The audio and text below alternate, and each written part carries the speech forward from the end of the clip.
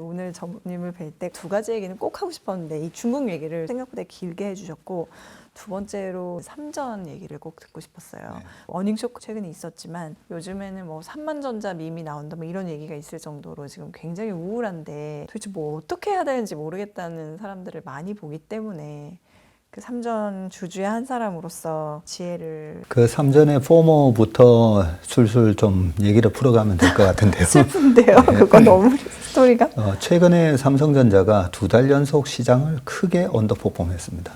네, 9월 달에도 삼성전자가 17% 빠졌는데요. 시장이 3.03% 빠졌을 겁니다, 아마. 그러면 14%나 언더퍼폼을 했죠. 그러면 이게 처음 있는 일인가? 라고 보면 그렇지는 않아요.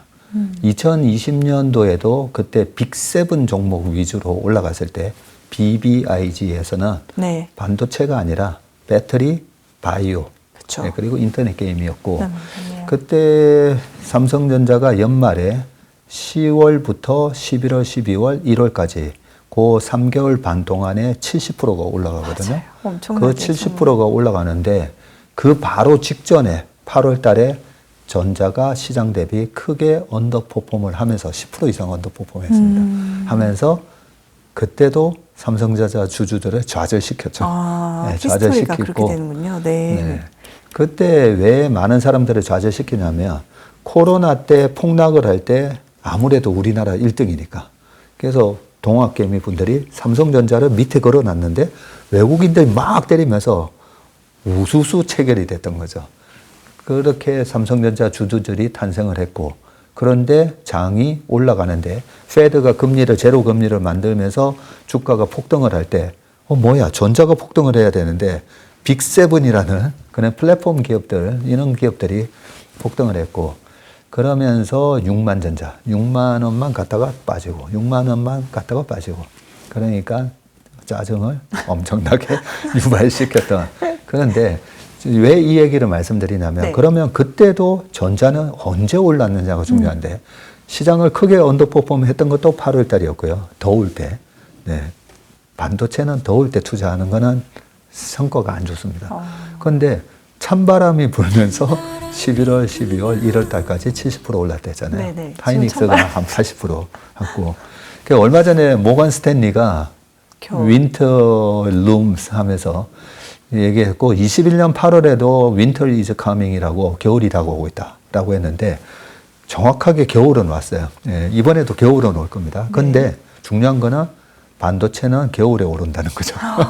그래서 전자가 올라가려면 최근에 PC 모바일 디램이 약하기 때문에 이번에 실적도 좀 안 좋게 나왔던 거거든요. 네. 그런데 11월, 12월, 1월 달 되면 반도체 가격이 랠리가 랠리인지는 모르겠지만 하여튼 다시 상승을 하는 경우가 많았고요. 그래서 지금 많이들 좀 힘드시고 괴로우시고 이거 3만 전자? 아까 그런 얘기도 하셨는데 그거는 우리가 이 PBR 멀티플 밸류에이션 이 밴드를 믿으셔야 돼요. 그래서 작년에도 전자 하이닉스 뭐 유동성 문제 생긴다까지 말이 나왔었잖아요. 그때도 하이닉스는 PBR 0.8, 0.9에서 사면 터진 적이 없으니까 네. 이번에 2.5, 2.6까지 올라갔었고 전자도 지금 PBR이 BPS라고 하잖아요. 북밸류 대 펄쉐어를 해가지고 주당 순자산을 보면 삼성전자의 주당 순자산이 5만 5천 원 정도 하거든요. 근데 분기마다 실적이 어쨌든 적자 나는 건 아니잖아요. 이번에도 구조 나왔기 때문에 그러면 주당 순자산이 한 5만 8천 원 정도 되는데 지금 6만 원이 깨질랑 말랑 그래서 PBR 거의 1.03 뭐 이래요. 그래서 전자는 또 PBR 1.1 밑에서 사면 항상 먹었다 라고 보시면 되기 때문에 여러 가지 이유 때문에 이미 주가에 다 반영해서 주가는 빠졌어요. 네.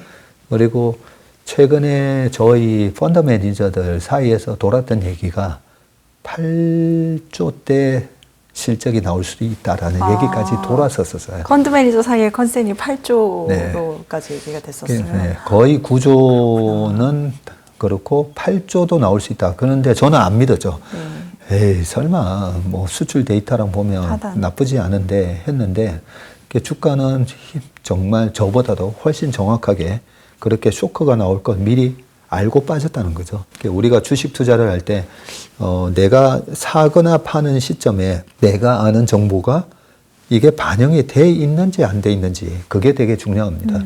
7월 달에는 삼성전자가 88,000원 갔을 때는 6월 달부터 주가가 쫙 올랐었거든요. 네. 오르면서 왜 올라가지 했는데 서프라이즈가 났었잖아요. 지난 2분기 실적 발표할 때는 전자가 컨센이 8조 3천억이었거든요. 에이, 그래도 우리끼리는 최소 8조 7천억 이상 나온다. 구제도에도 나올 수도 있을까? 뭐 이런 얘기를 하고 있었거든요. 근데 10조 4천억 빵 나왔던 거예요. 근데 미리 그게 선반영이 되다 보니까 실적 나오고 또 빠졌잖아요. 네. 그전에는 항상 좋은 실적 나오기 전에 한 달 반 오르고 나오면 빠지고. 그러면 이번에는 실적이 좋게 나오지 않나? 왜 저렇게 주가가 빠지지 하면서 실적이 쇼크가 날 걸 이미 선반영을 했다는 거죠. 선반영을 하면서 PBR 1배 수준까지 지금 빠졌기 때문에 지금 전자를 들고 계시는 주주분들이 우리나라에 400만 명이 넘는 많은 분들이 들고 계시는데 이렇게 생각하시면 돼요. 배당 2%씩 받으니까. 네. 그걸로. 네. 그러면 내가 적금 2%짜리 들었다고 생각하시면 돼요. 적금을 2%짜리 들었는데 중간중간에 주가가 왔다 갔다 하잖아요. 왔다 갔다 하면서 지난번 88,000원까지 가면 보통 지금 개인들의 평균 단가가 69,000원 정도거든요. 외국인들도 다 그 수준이에요. 네, 이번에 뭐 들어왔던 외국인들도 다 그 수준에 들어갔다가 다 많이들 손절하고 나왔는데 그러면 69,000원을 기준으로 내년 초 정도 되면 다시 75,000원 언저리까지 올라온다고 보거든요. 그러면 뭐 배당을 믿고 있다가 또 10% 이상 수익 나면 그때 뭐 팔고 나오셔도 되기 때문에 지금은 그냥 버티시는 게 좋을 것 같다라고 생각합니다. 저희가 바로 이제 지난주에 그 염승환 이사님이랑 연블리 비밀노트에서 이제 삼전의 아이러니라는 제목으로 다뤘었어요. 네. 그게 오히려 실적이 너무 좋을 때는 주가가 안 받쳐주고 또 실적이 그렇지 않을 때는 생각보다 주가가 가고 그런 게 참 삼성전자 주가는 알다가도 모르겠다 이제 그런 말씀도 해주셨었는데 근데 어찌됐든 지금 요즘엔 외국인이 계속 매도 포지션을 잡고 있는데 이거는 그럼 그렇게 크게 우려하시지는 않는 거예요? 아니요, 우려됩니다. 아, 그래요? 네. 삼성전자가 이번에 실적 발표를 하고 나서 이례적으로 잠정 실적 발표를 했는데 전영현 부회장께서 네, 담화 발표가 있었었죠. 사과문 발표가 있었습니다. 이례적으로 사과문을 발표하셨는데 저는 그 내용을 들여다보고 한편으로는 우려도 있고 한편으로는 약간 희망도 생겼어요. 그 전영현 부회장께서 하신 세 가지 주요 메시지가 첫 번째는 기술적인 근원적인 경쟁력을 회복시키겠다. 라고. 네. 그러면 근원적 기술력 회복을 시키겠다라고 하셨는데 여기서 그동안의 삼성은 권오현 회장님 계셨을 때에 권오현 부회장님이 쓰신 초격차라는 책. 네. 우리는 삼성전자가 항상 기술적인 초격차를 유지하고 있다고 믿었잖아요. 그렇게 믿었는데 HBM을 못해서 예전에 제가 그때 나왔을 때도 HBM이 전체 D램에서 차지하는 부분이 메모리에서 차지하는 부분이 2%였기 때문에 뭐 삼각함수, 뭐 미적분 뭐 다 있는 데서 내가 이번에 삼각함수 공부를 안 했다가 망친 거였죠. 그 정도로 생각했는데 이 HBM이 비중이 계속 커지고 있잖아요. 그리고 다른 거 수학 만점 받던 선수인데 당연히 이것도 빨리 쫓아가겠지 했는데 빨리 못 쫓아갔잖아요. 그래서 기술적 초격차를 유지하고 있던 기업이 지금은 기술적으로 뒤처져 있고 그동안에 전영현 부회장님이 오시기 전에는 이걸 너무 감추고 있었나? 네, 이런 생각이 들었고요. 그래서 그 감추고 있었다라는 부분이 드러난 게 세 번째 말씀하셨던 게 조직 문화와 일하는 방법을 바꾸겠다라고 얘기하셨어요. 조직 문화에서는 어떤 걸 얘기하셨냐면 우리가 문제점이 있으면 그거를 터놓고 얘기하고 개선책을 마련하는 그런 조직 문화로 바꾸겠다라고 얘기를 하신 걸 보고 그동안에 HBM에서 못 쫓아가고 이런 걸 쉬쉬하면서 우리 금방 쫓아갈 수 있습니다라고는 아마 위에 보고하고 실제로는 안 되는 그런 문화였었구나라는 걸 좀 실체를 알게 됐는데 위기의식을 자인했네요. 그러니까요. 그렇죠. 근데 방금 좋은 말씀 하신 게 우리가 보면 아이들이나 우리 주변에다가 어떤 충고를 했을 때 자인을 하는 게 중요하잖아요. 그래요. 제가 이번에는 공부를 안 했어요. 제가 이번에는 인정을 하고 해야 되는데 딱 개선책이 안 보이는 사람들이 보면 아니야 이거 자꾸 인정을 안 하고 그죠? 남 탓을 하잖아요. 맞아, 맞아요. 네, 그런 측면에서 저는 전영현 부회장이 굉장히 솔직하게 얘기했다고 생각합니다. 솔직하게. 그래서 기술적인 근원적인 경쟁력이 복원시키겠다고 했거든요. 떨어졌고 뒤처졌는데 이거를 복원시키겠습니다. 라고 얘기했고 미래를 위한 준비를 확실하게 하겠습니다. 삼성에 한번 물면 그 우직하게 1등을 하는 그 문화로 미래를 준비하고 조직 문화도 바꾸겠다. 여기서 저는 솔직한 자기 반성과 그리고 앞으로의 각오 이 부분이 삼성의 그동안에 약간의 삼성이 좀 달라졌네. 좀 약간 그런 느낌을 많이 받았었잖아요. 그런 조직 문화를 이번에 쇄신하면서 다시 초격차를 이루는 그런 삼성이 되기를 좀 기원을 해보겠습니다. 말은 쉽지만 사실 얼마나 어려워요. 어렵죠. 그 조직을 이끌어 보시니까 너무 잘 아시겠지만 그리고 지금 그 외부 환경은 보면은 그 AI 투자 수요도 어쨌든 계속 슬로우다운 되고 그다음에 중국의 반도체 가수요 그 가수요가 증가하고 있다는 얘기도 계속 나와서 결코 이게 유리한 환경은 아닐 것 같거든요. 으쌰으쌰 할 수는 있지만 이게 이미 이렇게 뒤처진 걸 자인할 정도의 수준이면 과연 그 회복이 이렇게 금방 될까? 그리고 그동안에 뭐 중국 경쟁업체들 기다려주거나 뭐 이런 것도 아닐 텐데 그러면 진짜 이 삼성전자는 과연 이 위기를 벗어날 수 있을까? 이런 생각이 그래서 주주의 한 사람으로서는 뭐를 보고 그러면 이거면은 나온다 이렇게 좀 할 수 있는지. 네, 그 부분은 뭐 희망적인 생각을 할 수밖에 없는데요. 일단은요. 네, 일단은 그래도 객관적인 부분을 좀 짚어보면 중국이 반도체 굴기를 자립적으로 해보겠다고 하고 있잖아요. 그런데 우리가 뭐 EUV 장비라든지 포토마스크니 여러 가지 그 반도체에 들어가는 장비부터 소재까지 엄청난 이 글로벌 공조화가 이루어지고 있거든요. 그죠? 일본에서 만드는 게 있고, 미국에서 만드는 게 있고, 독일, 네덜란드 있는데, 그걸 전부 다 차단하는데 중국이 과연 그 모든 걸 다 할 수 있을까? 저는 불가능하다고 봅니다. 네. 그래서, 최근에 중국이 SMIC나 아니면 창신 메모리나 이런 쪽이, 이거 대단하게 쫓아오는 것 같은데 라고 우리가 생각할 수는 있지만, 그거는 100명의 노동자들이 사벌로 막 이래 삽질을 하면 땅 팔 수 있잖아요. 근데 미국은 굴삭기로 확 파는데 중국이 우리도 이만큼 팠어요 라고 했을 때 근데 그 퀄리티가 다른 부분이 있는데 그 퀄리티를 글로벌 이 반도체 밸류 체인을 이용하지 않고 세계 탑티어 수준으로 올라오는 거는 일단 불가능하다라고 보고요. 두 번째는 이제 삼성이 해야 될 부분인데 저는 이 방송을 통해서 삼성의 경영진들이 저도 뭐 가끔씩 이제 삼성 임원들 강의도 가기는 하지만 그 부분을 좀 전달하고 싶은 게 사티아 나델라가 2014년 2월 달에 마이크로소프트의 회장이 됐어요. 인도에서 태어나고 인도에서 대학을 나온 사람이잖아요. 근데 사티아 나델라가 회장이 되고 지금까지 회장이에요. 그죠? 그리고 스티브 잡스가 돌아가시고 팀 쿡이 CEO가 됐는데 지금도 팀 쿡이에요. 그죠? 그래서 저는 아까 뭐 권호영 부회장님이나 그 전에 윤정명 부회장님이나 삼성을 초격차로 유지해 왔던 그 훌륭한 분들이 제가 보면 어느 정도 되면 그냥 또 교체. 그거에 과연 바람직한가? 그게 이건희 회장에서 이재용 회장으로 내려오면서 우리나라는 뭐 그 회장님보다 나이가 많으면 또 뭐 자르고 뭐 이런 문화가 있잖아요.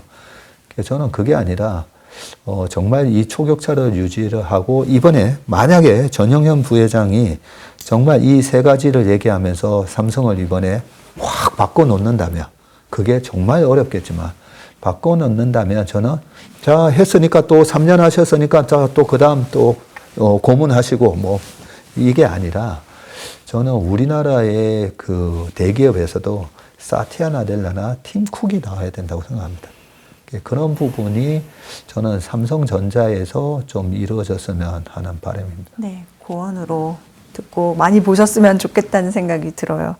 그 되게 신기했던 게 이제 전무님 유튜브들 찾아보다 보니까 그 폭락장 8월 5일에 있었던 폭락장에서도 이제 용감하게 어떻게 보면 기회를 잡으셨었고 최근에도 이 반도체에 관련해서는 계속 조금 매수 포지션 잡고 계신 것 같은 생각이 들어서 삼성전자뿐만이 아니라 그럼 전반적으로 지금 이 반도체에 대해서 엔비디아 포함해서 무슨 뭐 SK 하이닉스 다 마이크론 다 포함했을 때 어떻게 보고 계신지 전반적인 그 AI 반도체 업황. 그 반도체 1등 주인 엔비디아부터 말씀드릴게요. 네.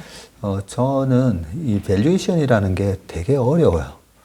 전 세계에서 밸류에이션의 대가라고 하면 뉴욕대에 계신 다모다란 교수를 얘기하거든요. 근데 그 다모다란 교수님이 엔비디아 450불에 작년에 파셨어요. 나는 다 팔았다. 밸류에이션 어쩌고 저쩌고 하시면서. 근데 전 세계적으로 그 다모다란 교수님 때문에 NYU 그 스턴 스쿨이 되게 유명한 학교인 거거든요. 근데 그 다모다란 교수님도 450불에 액면 분할 전에 네, 그쵸? 파셨다고 할 정도로 그래서 원래 밸류에이션이 어렵습니다. 어려운데 그 미래의 모든 상황을 다 반영을 하면서 주가는 움직이기 때문에 우리가 재무제표를 통해서 어떤 걸로 이 밸류에이션을 지표를 가지고 한다는 게 되게 어렵다는 거 먼저 말씀을 드리는데 저는 엔비디아를 팔아야 됩니다라고 할 때는 언제냐면요. 엔비디아가 마이크로소프트보다 시총이 더 높을 때예요. 최근에 엔비디아가 또 이 시총 2등으로 되죠. 애플, 엔비디아, 마이크로소프트. 그러면 마이크로소프트하고 엔비디아하고 우리가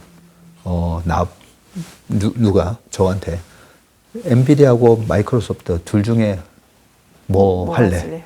뭐 가질래 하면 엔비디아는 아무래도 반도체 영역에 있는 회사잖아요. 그래서 엔비디아 보시면 2018년도, 2022년도 주가가 다 50% 이상 빠졌어요. 2022년도에 마이너스 70% 났었습니다. 저는 그런 변동성을 가지는 회사보다는 오히려 마이크로소프트가 나은 것 같아요. 네, 그런 차원에서 엔비디아가 마이크로소프트의 시총을 넘었을 때는 오히려 좀 팔아주시고 그게 한 지금 127불 정도 이렇게 되면 또 마이크로소프트보다 시총이 비싼데 그런 약간의 밸류에이션 잣대를 갖고 투자를 하셔야 되는데 상대적인 밸류에이션 잣대로 보는 게 오히려 편하다는 거죠. 엔비디아 자체의 이 내재 가치가는 얼마일까는 다모다란 교수도 네, 지금 가격보다도 훨씬 밑에서 파셨기 때문에 그게 원래 어렵다는 거 말씀드리면서 상대적인 가치. 그래서 제가 유학을 갔다가 99년 11월 달에 한국에 신한투신으로 그때 펀드 매니저로 들어왔는데 그때 저희 팀장님이 하셨던 게 다 그거였어요. 다 큰 기업들을 포스코랑 비교를 하고 다 큰 기업을 다른 삼성전자를 비교를 하면서 이게 시총이 말이 되는가? 네, 그러고 나서 결국은 다 빠지더라고요. 상대적인 밸류에이션을 해볼 필요가 있다라는 말씀을 드리고, 자, 두 번째 이제 우리나라 삼성전자 하이닉스로 봤을 때, 네. 경쟁 우위가 지금 어디로 바뀌고 있는가에 있어서, 엔비디아가 저렇게 올라갔던 거는 인텔이 하던 CPU에서 인텔은 지금 낸드도 2020년에 팔아먹고 종합 반도체 회사였다가 지금은 겨우 이제 서버 CPU랑 뭐 PC CPU 정도 하는데 엔비디아하고 AMD라는 어마어마한 그리고 파운드리는 TSMC한테 메모리는 삼성전자 하이닉스한테 모든 분야에서 좀 잘 안 되고 이제 CPU 하나 달랑 이제 쥐고 있다 보니까 지금 시총이 이렇게 쪼그라들었거든요. 그래서 경쟁 우위를 계속 비교해야 되는데 전영영 부회장께서 얘기하신 대로 일단 기술적인 경쟁력에서 삼성전자가 뒤처진 거는 이거는 이제는 팩트인 거고 그 경쟁력을 회복하면 주가는 다시 옛날에 그 밸류에이션 멀티플을 받는다라고 생각하는데 근데 반도체 산업에 대해서 우리가 생각을 해보면 아까 모건 스탠리의 반도체 겨울도 말씀드렸지만 찬바람이 불면 반도체 가격은 올라가기 때문에 모건 스탠리가 과거에 21년 8월 달에도 반도체 윈터 이즈 커밍이라고 하고 바로 3개월 뒤에 반성문을 내거든요. 이번에도 마이크론이 주가가 올라오니까 급하게 그쵸. 목표가 114불로 정정하면서 내잖아요. 그래서 보면 약간은 왜 저렇게 촐싹거리나 이런 생각도 좀 들긴 하는데 그분이 예전에도 보면 그렇게 좀 빠르게 근데 이걸 뭐라고 할 거는 아닌 게 대부분의 애널리스트들의 리포트는 주가가 다 빠지고 난 뒤에 뒷북치는 그런 리포트가 나오는 경우가 많은데 어찌 보면 이번에도 주가 많이 빠지고 나서 나온 거는 똑같아요. 21년 8월이나 이번 8월이나 똑같습니다. 똑같은데 21년도에도 2021년 11월, 12월 달에 마이크론 테크놀로지의 주가는 신고가가 나요. 21년 12월 달에 신고가가 나오고요. 하이닉스도 15만 500원을 갔다가 9만 원대까지 빠졌다가 13만 200원 정도까지 쫙 올라옵니다. 그래서 이번에 반도체 매도콜을 보고 외국인들은 많이 팔았는데 항상 모건 스탠리는 너무 빠르다는 거죠. 너무 이익이 피크하는 시점하고 비교해보면 거의 한 8개월이 빨라요. 늘. 2021년 8월뿐만 아니라 2017년 11월 달에도 똑같은 매도콜이 나왔었거든요. 그런데 2017년 11월에 말씀드렸는데 2018년도에 EQ에 보면 마이크론, 하이닉스 전부 신고가가 나옵니다. 그래서 이번에 모건 스탠리가 저렇게 얘기하는데 박정훈 네가 얼마나 안다고 그렇게 생각하지 마시고요.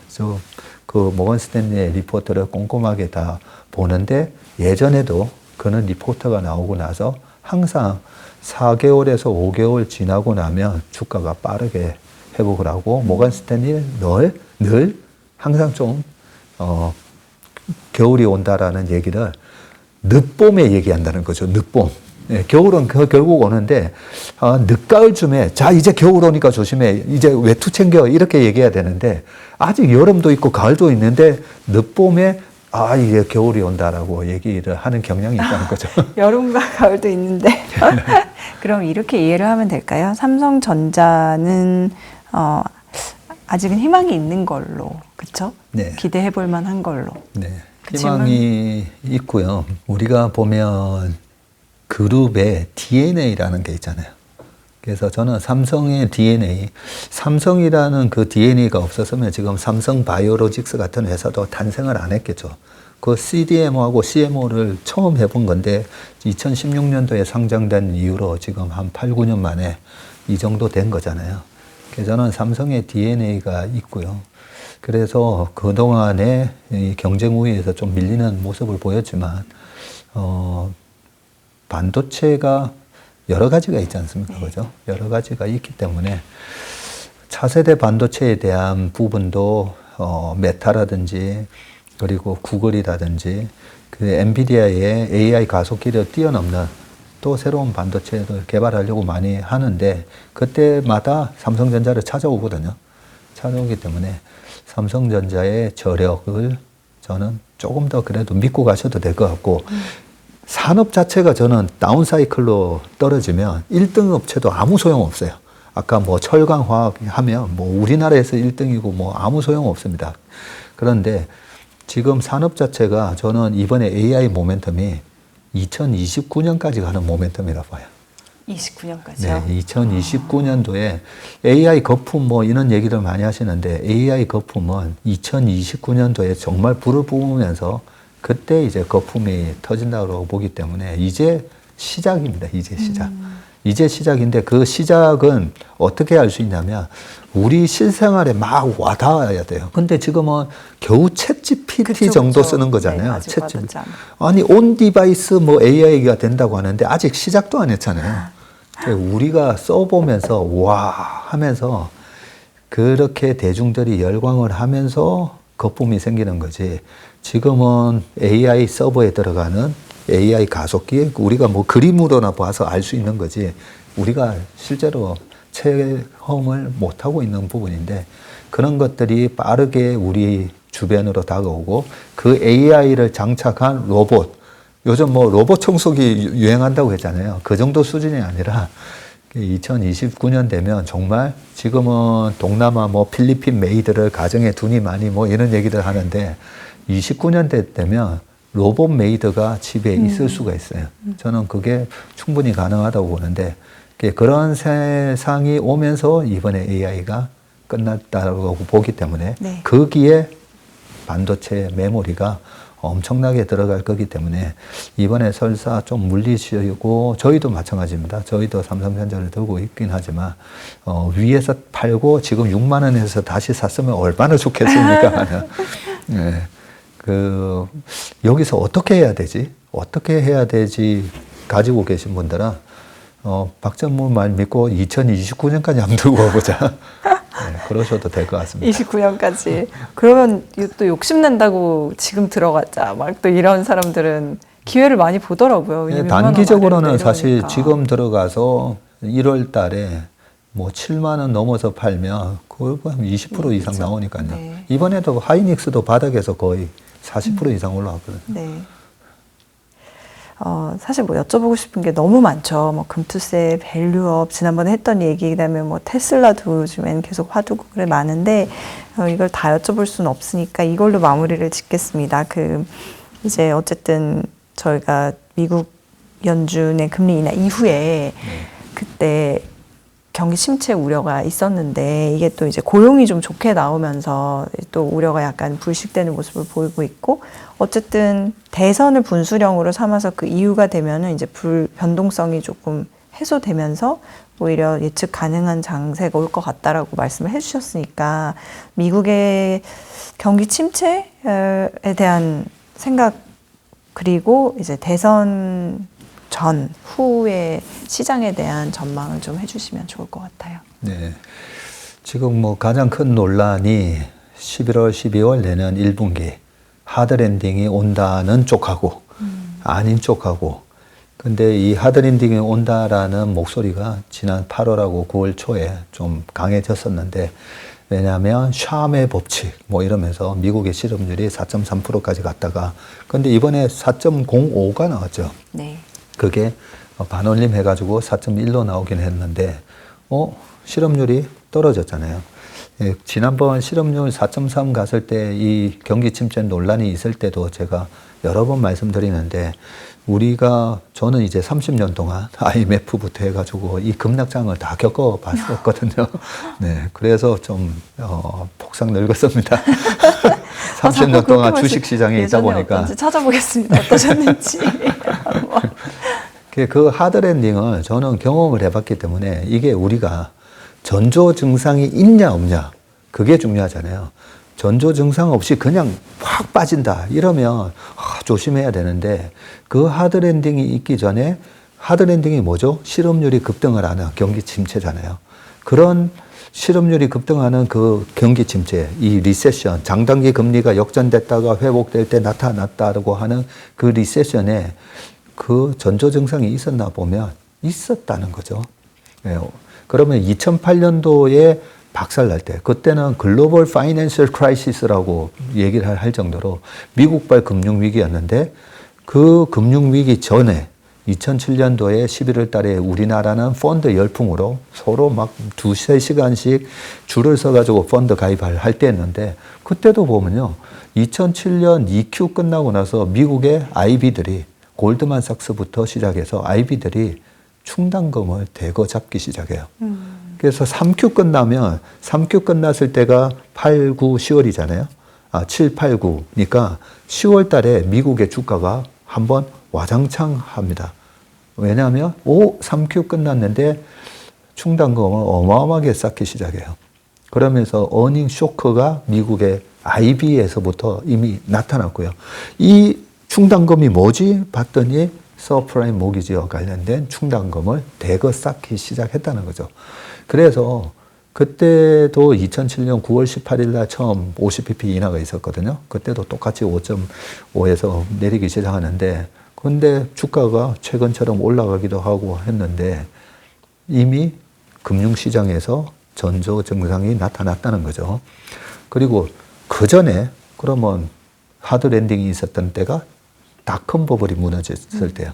닷컴 버블이 무너질 때도 2001년 1월 3일부터 50bp 금리 인하를 하거든요. 그때는 6.5에서 6에서 딱딱딱딱 금리 인하를 하는데, 그러면 그때도 이 하드랜딩의 조짐이 없었나 보면 그때도 닷컴 아류작들이 무너지기 시작할 때예요.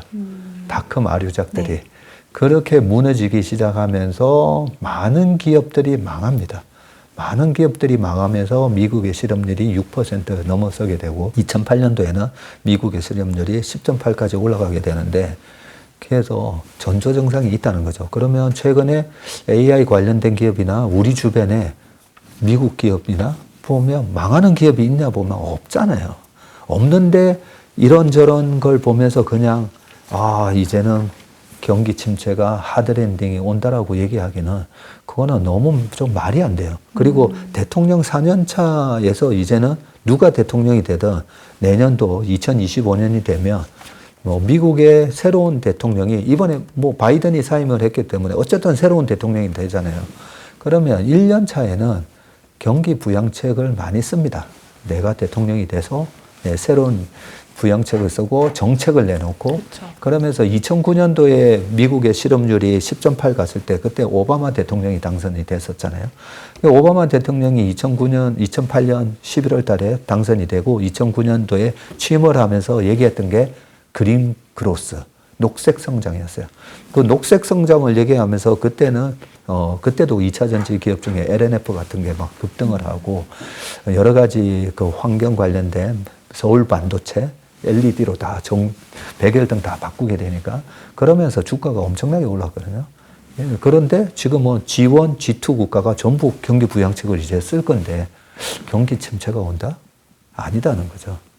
그런 걸로 이제 짝수회가 끝나고 내년에 홀수회, 그 홀수회 중에서도 제일 주가가 강한 오자가 오자로 끝나는 홀수회가 시작되니까 네.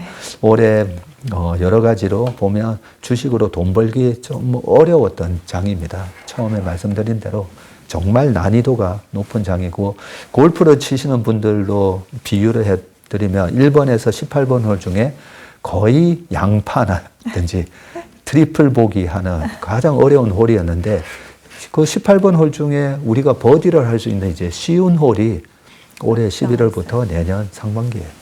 그래서 내년 상반기까지 올 연말부터 좋은 수익률 내셔가지고 올해의 부진을 다 만회할 수 있는 그런 계기가 될 거라 생각합니다. 네, 저희 이렇게 또 좋은 말씀을 듣고 연말을 조금 더 희망적으로 마무리할 수 있게 해주셔서 너무 감사하고요.